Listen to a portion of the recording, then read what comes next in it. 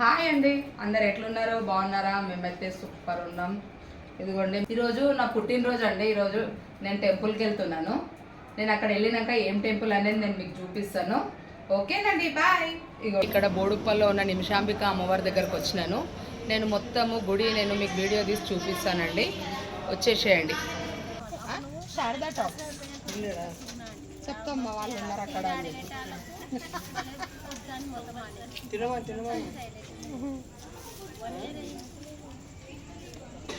ఇదిగోండి, టెంపుల్ దగ్గర రాగానే ఇంకా మా వాళ్ళండి తీసుకోండి కొబ్బరికాయ. ఇక్కడ అన్నీ దొరుకుతాయి. ఓడి బియ్యంకి ఏమేమి కావాలి ఏంటి అన్నీ వీళ్ళు మొత్తం సెట్తో సహా ఇస్తారు.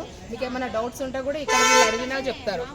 ఇక్కడే వచ్చేసేయండి, టెంపుల్ దగ్గరనే ఉన్నారు. ఇక్కడ నిమిషాంబిక అమ్మవారి ముఖద్వారం అండి.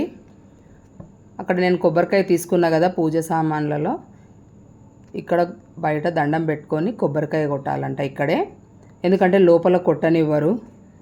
మనం ఇక్కడే అన్ని విధాలుగా దండం పెట్టుకొని లోపల తీసుకొని పోవాలి ఆ కొబ్బరికాయని. నేను కూడా పోవడం మొదటిసారే.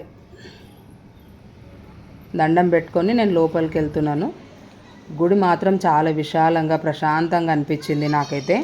మేము పోయినాం సాయంత్రము. ఇప్పుడు ఎండాకాలం కదా, పొద్దున పోవాలంటే మాకు కొంచెం ఇబ్బంది అనిపించింది. అట్లా అని చెప్పి సాయంత్రం పోయి దర్శనం చేసుకున్నాము. ఇక్కడ ఫస్ట్ వచ్చేది గణపతి.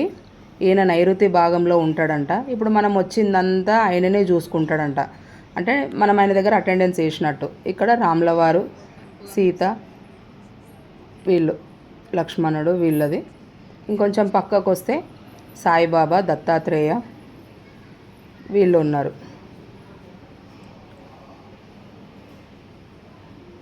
ఫస్ట్ అయితే నేను వీళ్ళందరి దర్శనం చేసుకున్న తర్వాత నేను అక్కడ అమ్మవారి దగ్గరికి పోయినాను.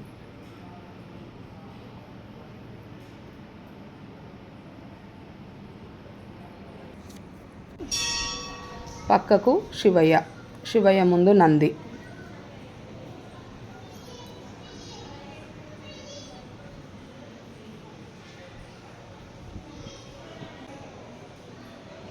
శివలింగము, ఆయన ముందు నంది. ఎక్కడైనా ఉంటాడు కదా. పక్కకు నాగదేవత విగ్రహాలు, పక్కకు నవగ్రహాలు, పక్కకు హనుమంతుడు. అంటే ఉన్నారు, అందరు ఉన్నారు. అదంతా అయిపోయిన తర్వాత ఇక్కడ గజస్తంభం నుండి అమ్మవారి చుట్టూ ప్రదక్షిణలు నేను స్టార్ట్ చేసినాను. అంటే ఒక్క నిమిషంలో కోరిక కోరుకోవాలంట. ఫస్ట్ సారి పోయినాం కాబట్టి అట్లా 16 ప్రదక్షిణాలు చేసుకోవాలి. కానీ అమ్మవారు మాత్రం రూపం చాలా బాగుందండి. సాయంత్రం పోయినాం కాబట్టి పబ్లిక్ కొంచెం తక్కువ ఉన్నారు. పొద్దునైతే మాత్రం చాలా పబ్లిక్ ఉంటారంట. శుక్రవారం కూడా ఇక్కడ అన్నదానాలు అవన్నీ ఉంటాయంట. అయ్యగారు చెప్పిండు, ఆయన కూడా ఈమె చరిత్ర చెప్పిండు. మీరు అందరూ స్కిప్ చేయకుండా చూడండి, మీకు కూడా అర్థమవుతుంది. అమ్మవారు మాత్రము ఒక్కొక్క రూపం అలంకరణ ఉంటుందంట. శ్రావణంలో, జ్యేష్ఠ మాసంలో. అప్పుడు మీరు ఖచ్చితంగా రండి, అమ్మవారు బాగుంటుందని మరీ చెప్పిండు అయ్యగారు కూడా. మేము వీడియో షూట్ చేసుకోవడానికి కూడా పంతులు అక్కడ బాగా సపోర్ట్ చేశారు.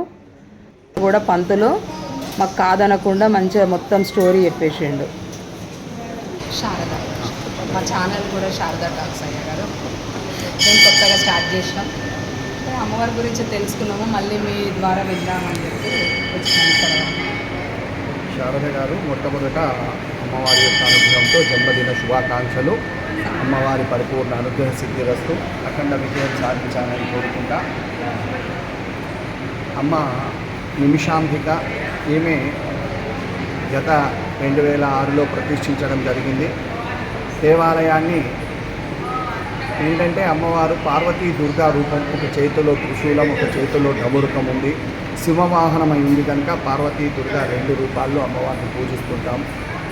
పార్వతీదేవికి షోడశ రూపిణి అని పేరు కనుక చక్కగా అమ్మవారిని 16 ప్రదక్షిణాలు, అంటే ధ్వజస్తంభం దగ్గరికి వెళ్ళాలి, నిమిషంలో కోరిక కోరుకోవాలి, 16 ప్రదక్షిణాలు చేయాలి.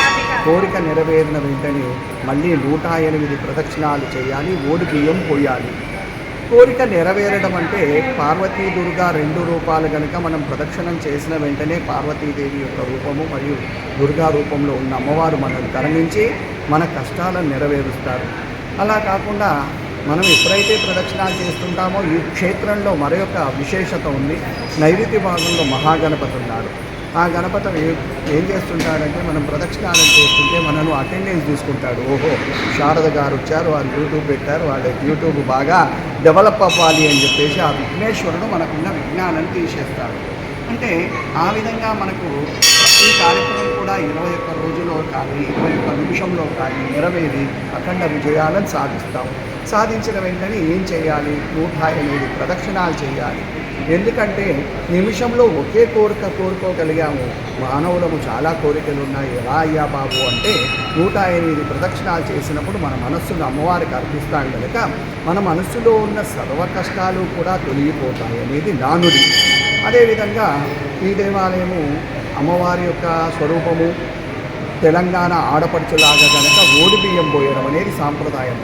ఈ ఓడిబియ్యం అనేటువంటిది రాత్రిపూట పోయకూడదమ్మా. ఈ దేవాలయం కాదు, ఏ దేవాలయమైనా సరే. రెండోది, అమ్మవారికి ఓడిబియ్యం ఉదయమే సమర్పించాలి. ఓడిబియ్యం కూడా ఒక్కరినే సమర్పించమంట. ఎందుకంటే మీరు మొక్కారు, మీ మొక్కు తీర్చుకుంటున్నారు, మీరే అమ్మవారికి సమర్పించాలి. కానీ ఓడిబియ్యం అనేసరికి 5 ముత్తైదువలండి, 11 మంది ముత్తైదువలండి. మన ఇంటికి వచ్చినప్పుడు వాళ్ళంతా మనకు సమర్పించేది ఆ యొక్క ముత్తైదువలు. కానీ అమ్మవారికి మొక్కు తీర్చుకోవడానికి ఒక్కరే మొక్కు తీర్చుకోవడం విశేషం. శుభం. విజయోస్తు. అఖండ విజయ ప్రాప్తిరస్తు. అయ్యగారు అంతా చెప్పిన తర్వాత నేను ఆయన ఆశీర్వాదం తీసుకున్నాను. ఓకేనండి, మా వీడియోస్ కనుక మీకు నచ్చినట్టయితే మా ఛానల్ని సబ్స్క్రైబ్ చేయండి, లైక్ చేయండి, షేర్ చేయండి, అలాగే కామెంట్ కూడా చేయండి. ఇలాంటి వీడియోస్ ఇంకా మీకు మరిన్ని చూపించడానికే నేను ప్రయత్నం చేస్తానండి. ఓకేనండి, బాయ్. సర్వేజన సుఖినో భవంతు.